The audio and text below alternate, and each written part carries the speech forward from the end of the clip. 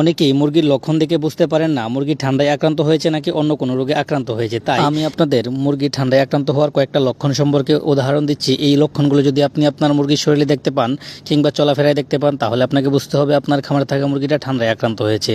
মুরগি ঠান্ডায় আক্রান্ত হওয়ার সর্বপ্রথম লক্ষণ হচ্ছে মুরগিগুলো হা করে নিঃশ্বাস নেবে, গলার ভিতরে গড়গড় শব্দ করবে, মুরগির নাকে টিপ দিলে পানি পড়বে, মুরগির চোখ মুখ ফুলে যাবে, চোখ মুখ দিয়ে পানি পড়তে থাকবে, চোখ মুখ বন্ধ হয়ে যাবে, খাবার খেতে চাইবে না, একটা জায়গায় জিম ধরে বসে থাকবে, হঠাৎ করে এই শরীরটা প্রচুর পরিমাণে গরম হয়ে যাবে। আর এই লক্ষণগুলো যদি আপনার মুরগির শরীরে দেখতে পান, তাহলে আপনাকে বুঝতে হবে আপনার মুরগিটা ঠান্ডায় আক্রান্ত হয়েছে, জ্বরে আক্রান্ত হয়েছে এবং সর্দিতে আক্রান্ত হয়েছে। এই সকল ক্ষেত্রে মুরগির বাচ্চাগুলোকে দ্রুত সময়ের মধ্যে অথবা বড় মুরগিকে দ্রুত সময়ের মধ্যে সুস্থ করার জন্য আমি আপনাকে সাজেস্ট করব মাইক্রোনিট। এই ওষুধটা প্রতি লিটার পানিতে 1 গ্রাম করে মিশিয়ে প্রতিদিন 2 বেলা করে 3 দিনের একটি কোর্স করাবেন। এবং এই ওষুধটার পাশাপাশি ব্রঙ্কোভেট এই ওষুধটা প্রতি লিটার পানিতে 2 মিলি এবং রেনাসি এই ওষুধটা প্রতি লিটার পানিতে 1 গ্রাম করে মিশিয়ে 3 দিন খাওয়াবেন। তাহলে ইনশাআল্লাহ আপনার ঠান্ডায় আক্রান্ত হওয়া মুরগিটা সুস্থ হয়ে যাবে, ভালো হয়ে যাবে। এরকম আরো গুরুত্বপূর্ণ পরামর্শ পেতে পেজটিকে ফলো করে রাখুন।